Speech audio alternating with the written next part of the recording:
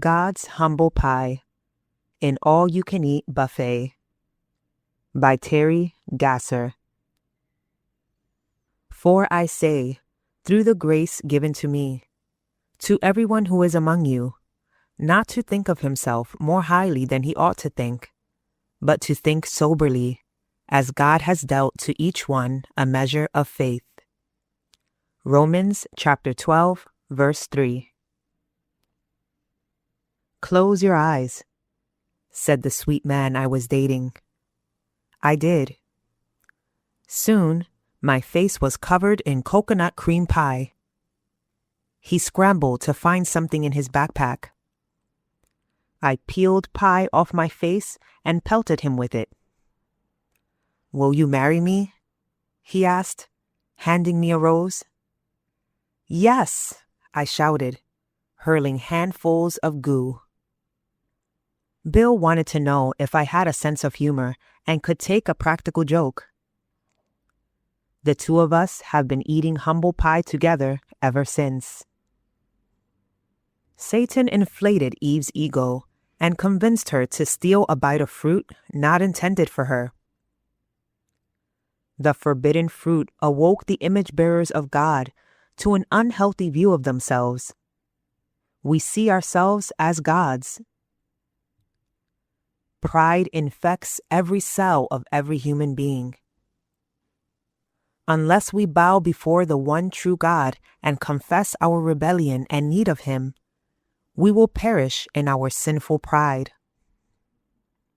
However, for those of us called the children of God, there's hope because we have a wise Abba that has no problem making us choke down the precise flavor of humble pie we need.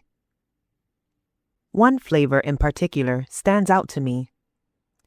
I'll call it No Nursing for You. I nursed 3 of my babies without a hitch.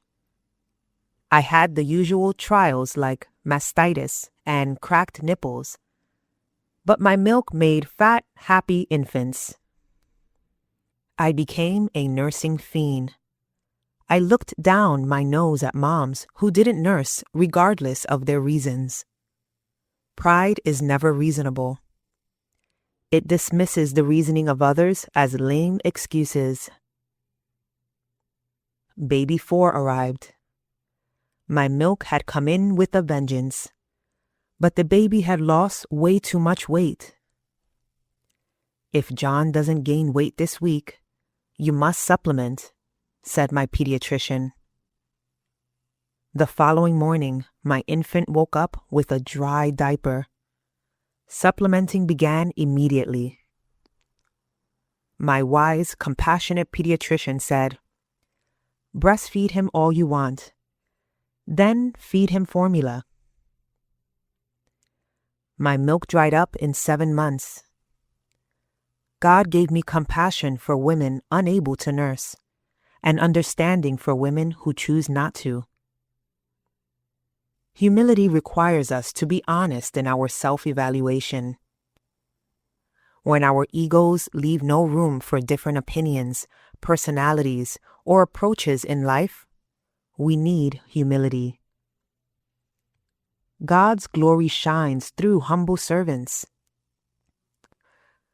When Jesus said, "Apart from me, you can do nothing," He meant nothing.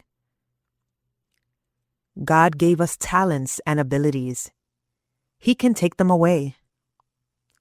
We can work hard to achieve great things, but who allows us the ability to work? Before we clamor for an attaboy, let's get on our knees and thank God He uses mud pies like us to build His kingdom. Who are you looking down your nose at? How can you show compassion instead of condemnation?